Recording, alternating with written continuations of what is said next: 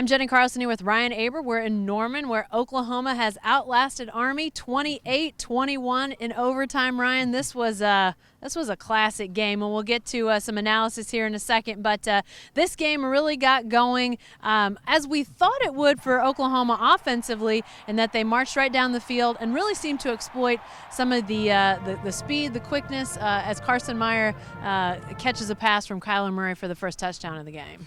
Yeah, Oklahoma got its the tight ends and fullbacks going early with a big pass to Grant Calcaterra early, followed it up with a Carson Meyer touchdown. But then Army does what Army does and just grinded out a 16-play drive that took more than 9.5 minutes off the clock. Yeah, unbelievable. We saw a time of possession difference in this game that was nearly 30 minutes by the end of the game. But Ryan, Army really got going offensively with what they always get going with offensively. Their dive plays up the middle and their option plays around the edge. And Oklahoma just could not seem to get them into long down and distance situations. Not in the first drive, which went 16 plays for a touchdown, and not in the second one. It also went 16 plays for a touchdown for Army. Yeah, Army was as advertised. They ground out the game with that's triple option plays, those dives up the middle, the Hopkins runs around the edge, and the pitches from Hopkins. And Army, a 16-play drive that lasted 9:31, their first scoring drive. A 16-play drive that lasted 8:54 on their second scoring drive. And then their final scoring drive, which happened late in the third quarter, 19 plays, 10:47 after Kyler Murray threw an interception that took away an possession for the Sooners. Yeah, back and forth in the first half, and then you're right, that interception for Kyler Murray seemed to kind of, I'm not sure what the right word would be, but it may have put some fear into the Sooners offensively, which you really don't see much of because we didn't see him throw the ball very much after that. Only one pass after the interception in the second half, and then had two, and they both were huge passes in the overtime, which it was just it seemed like the shackles came off there in the overtime. Yeah, it did. I think freed from the constraints of the game clock, which played so much of a part in regulation, Oklahoma was able to play its offense again in overtime. They threw the ball, a Miles Tease 20-yard completion right off the bat in overtime. Looked like he scored a touchdown, danced along the sideline, stepped out at the 10, but then right after that, CeeDee Lamb right across the middle for a touchdown that proved to be the game winner.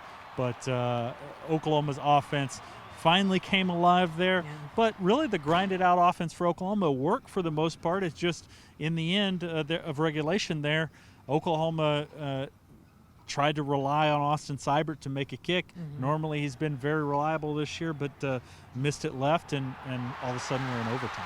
We'll talk a little bit more about Oklahoma's defense here in a second, but Oklahoma's offense, we mentioned that they didn't pass the ball much. Kyler Murray finishes this game 11 of 15 for 165 yards, which, as you know, if you've watched a lot of Oklahoma football in the last few years, extremely low number. 165, you sometimes get to that number by the end of the first quarter, so really not much passing. But Oklahoma only ended up with 40 total plays in this game, which, talk about low. I mean, that's an extremely low number. Oklahoma offensively, they didn't maximize their possessions because they didn't score on every one of them. But Ryan, overall, what was your impression of this offense in total tonight? Well, I think Kyler Murray, outside of the interception, was effective. You mentioned not a whole lot of passing yardage, but not a whole lot of chances, 11 of 15. The one interception was a deep ball that got picked off.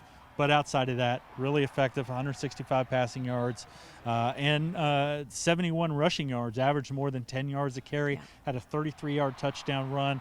He hadn't had a run longer than 15 yards this season, broke through that a couple times, so did what he had to do in this one. Yeah. Nothing spectacular, but got the job done. I know that people will probably be reminded of Trey Sermon getting stood up at the one twice in regulation, not being able to punch it over there.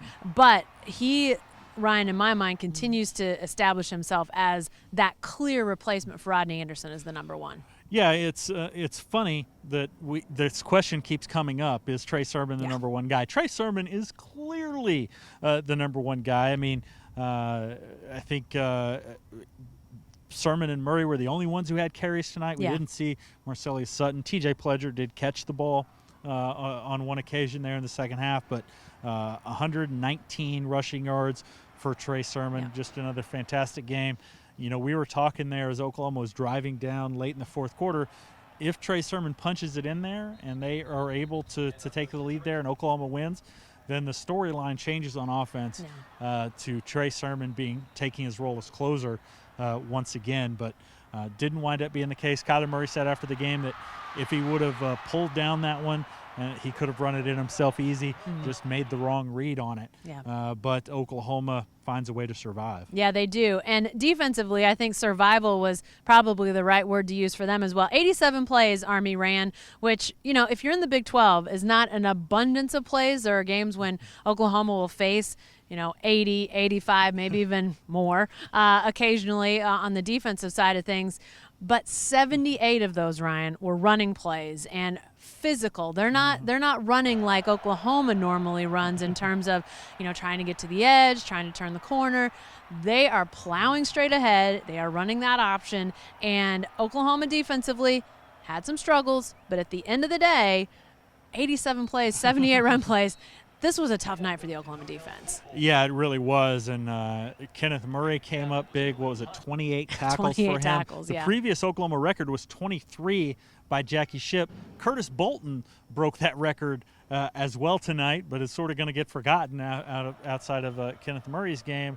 But Oklahoma's defense did come up big in the end.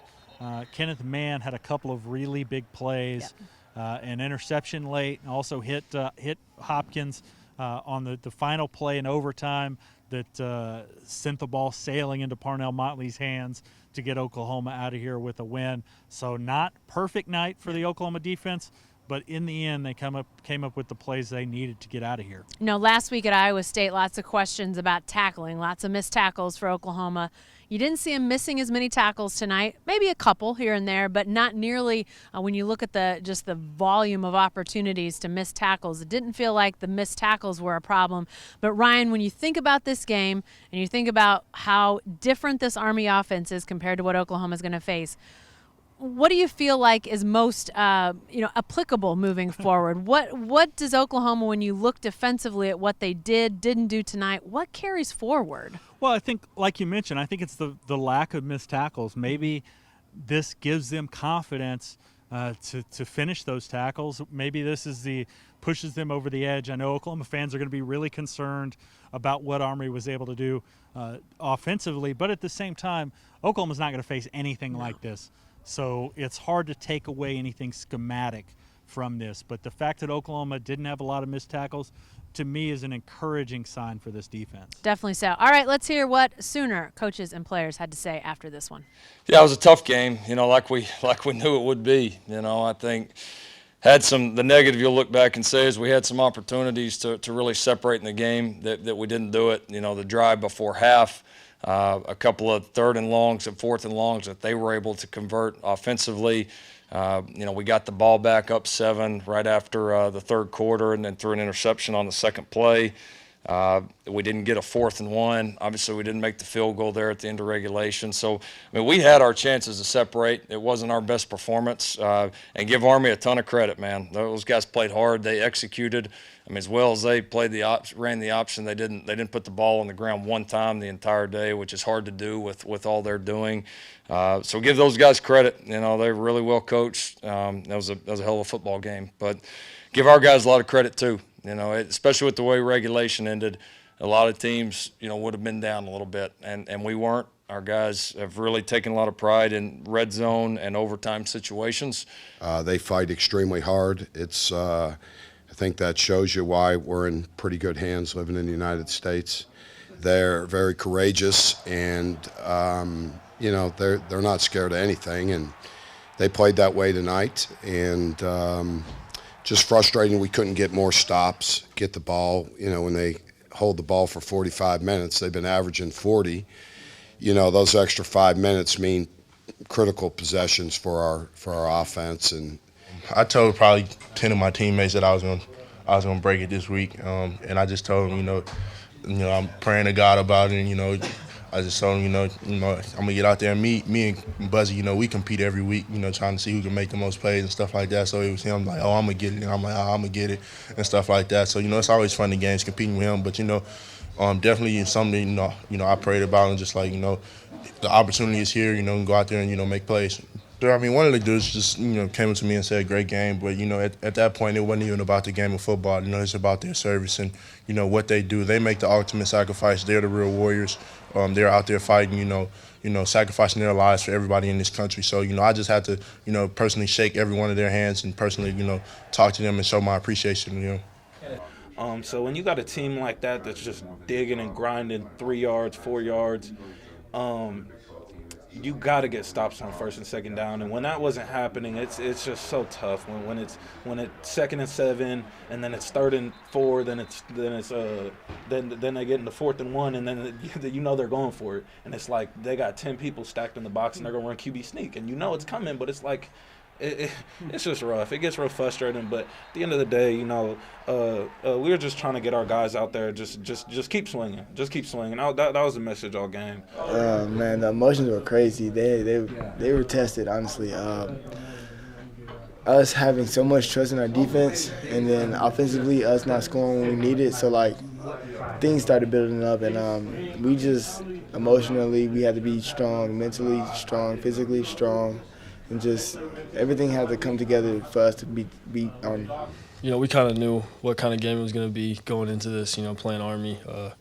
It's really frustrating, being an offense, watching, having to watch the defense all night. I think they did a great job, persevering though. But like you said, it's frustrating.